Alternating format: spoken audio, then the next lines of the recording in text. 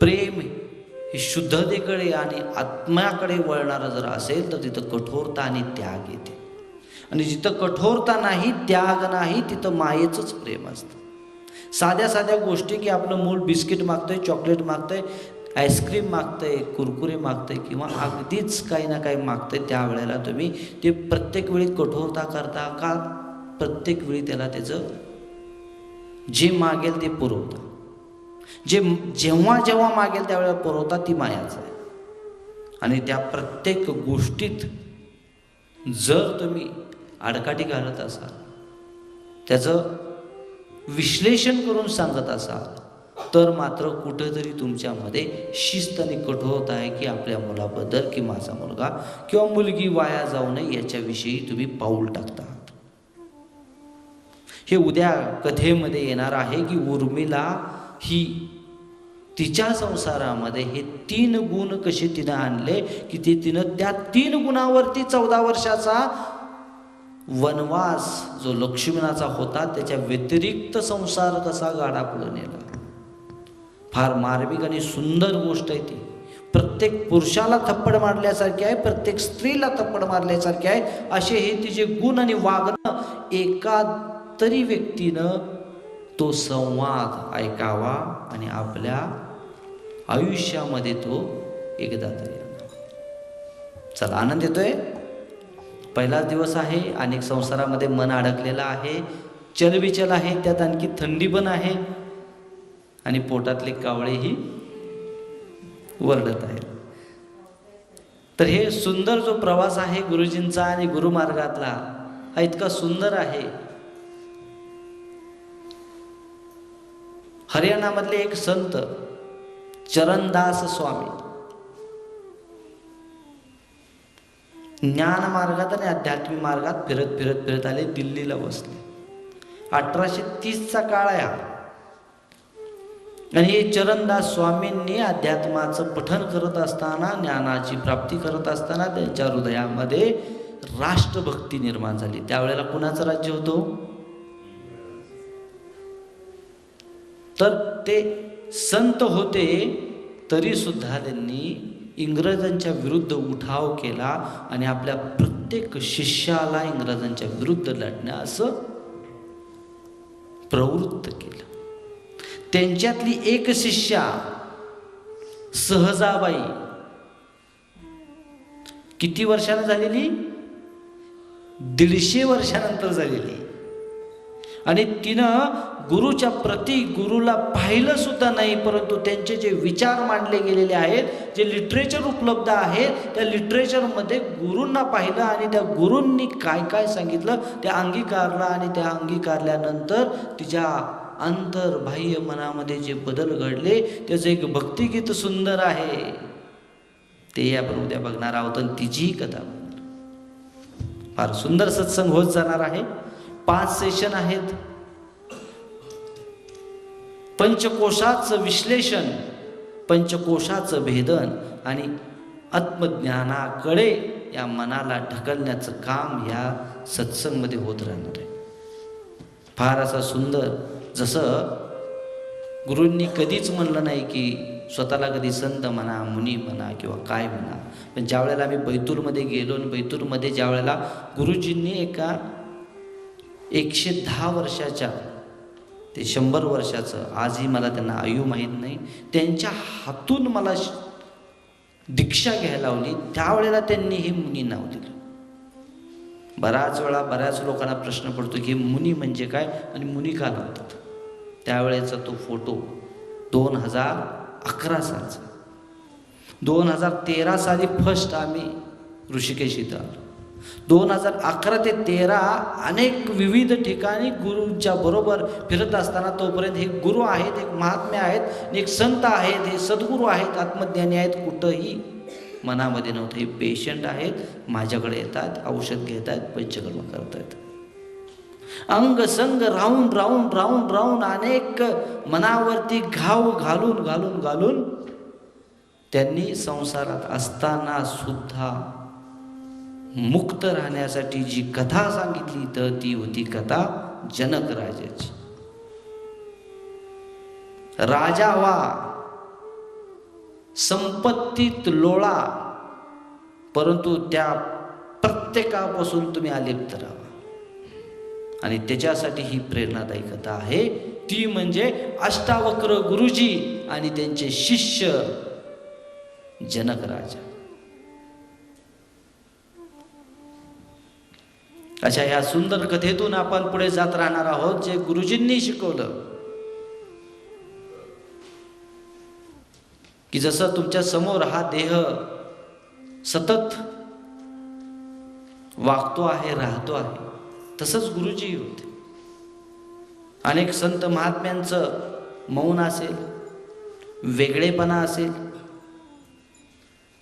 वैयक्तिक राहणं वेगळं असेल, यातून एक महत्त्व वाढत जातं. जसं गुरुमा आपल्या जवळ नाही आहेत, अंगसंग नाही आहेत, पण तो त्यांच्या दर्शनाची जशी आस राहते, तसं ज्ञानेश्वर माऊलींबरोबर राहणारे त्यांचे गुरुजी, मोठे बंधू सदैव अंगसंग राहिले. वयाच्या 16व्या वर्षी निवृत्ती महाराज 18व्या वर्षाचे, त्यांना गुरु मानलं. त्याची कथा पाहणार आहोत. तर जोपर्यंत माझ्या मनातला मी भाव शून्य होत नाही, तोपर्यंत मी एखाद्या व्यक्तीला का मानू म्हणतं. हाडामासाना तर असाच आहे, माझ्यासारखा आहे, माझ्या त्याच्यात काय विलगत आहे. तर विलगता आहे ती महात्म्यांची एकच, ते म्हणजे सत्यज्ञान, तत्वज्ञान आणि आत्मज्ञान. या 3 ज्ञानामुळे तो व्यक्ती तुमच्यासारखा हाडामासन जरी असला तरी सुद्धा तो विलग आहे. म्हणून पुढचा व्यक्ती कोण आहे हे ओळखल्याशिवाय नावं ठेवू नये. तो व्यक्ती काय आहे हे बघितल्याशिवाय आपण त्याच्या नादाला लागू नये. तसा हा अष्टवक्र 8 ठिकाणी वाकलेला 12 वर्षाचा मुलगा, म्हणजे जन्मताच पाय वाकडा आहे, हात वाकडा आहे, मान वाकडे, जबडा वाकडा आहे, डोळे वाकडे आहेत. आणि तो ज्ञानी जनक राजा वयोवर्ष 55 ते 60 वयाचा जनक राजा, साम्राज्यानं नोकर चाकरानं भरलेला आणि सर्व इत्थंभूत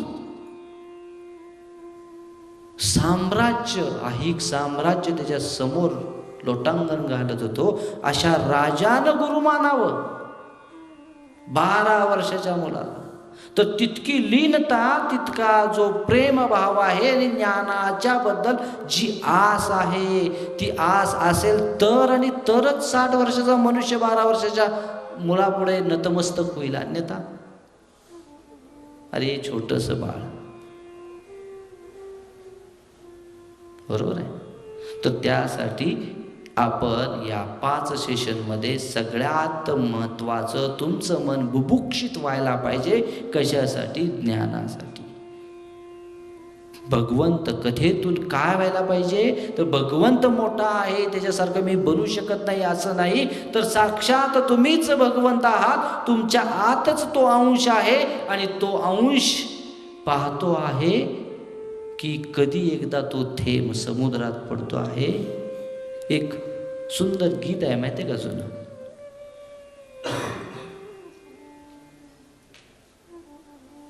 नाल मिले नदी की जल में, नदी मिले सागर में, सागर मिले कौन सी जल में, कोई जाने ना. माहिती आहे का? एक झरा आहे, एक ओढा आहे, कुठं मिळणार आहे शेवटी? नदी. कारण त्याचं प्रेम आहे नदीवर, त्याच्या मनात आस आहे मला नदीला भेटायचंय. किती बंधारे घाला, किती आडवा, ती थांबूच शकत नाही नदीला भेटल्याशिवाय. कुणाच्याहीत शक्ती आणि बल एवढं नाही की त्या पाण्याला नदीपासून वंचित करे. नदी मिले सागर में. आज किती नद्या जोड प्रकल्पाचे प्रकल्प चालू आहेत, किती बंधारे आहेत, किती मोठी मोठी धरणे आहेत, पण आजही कृष्णामाई उगम पावते महाबळेश्वरमध्ये आणि 1600 किलोमीटर वाहते आणि कुठे मिळते? विशाखापट्टणम काकीनाडा येथे. आणि जेवढं पाणी, जेवढं पात्र महाराष्ट्रात नाही त्याही पेक्षा चौपट मोठं पात्र आंध्र प्रदेशमध्ये आहे तिचं, कर्नाटकात आहे तिचं. गोदावरी कुठं उगम पावते?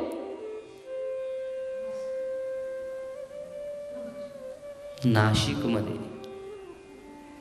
आणि तीही मिळते कुठे? काकीनाडाच्या इथं. कृष्णेला भेटून समुद्राकडे जाते.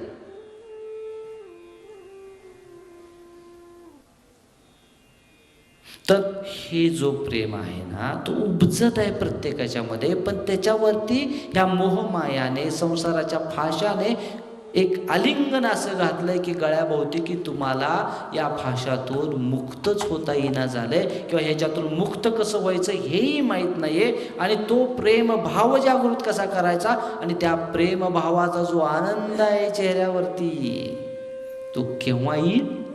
जर हे फाशे कुणीतरी वेगळे केले पाहिजे. आणि हे फाशे, संसार फाशे मोठे बिलगतील गळ्याशी, तोडून या गाठी तारतील गुरुराया. असं हे अनन्यसाधारण महत्व ज्याला कळलंय की आपल्या आयुष्याला सद्गुरू पाहिजे, गुरु पाहिजे, आणि तो हा प्रत्येक माझ्या सुखदुःखाचा साथीदार असेल आणि प्रत्येक सुखदुःखामधून मला तो सहज विलग करील, असा हा दृढ विश्वास कधी येईल? तर श्रद्धा आणि शुद्ध प्रेमापोटी, अन्यथा होऊ शकणार नाही. आनंद येतोय? चला, जय गुरुदेवजी.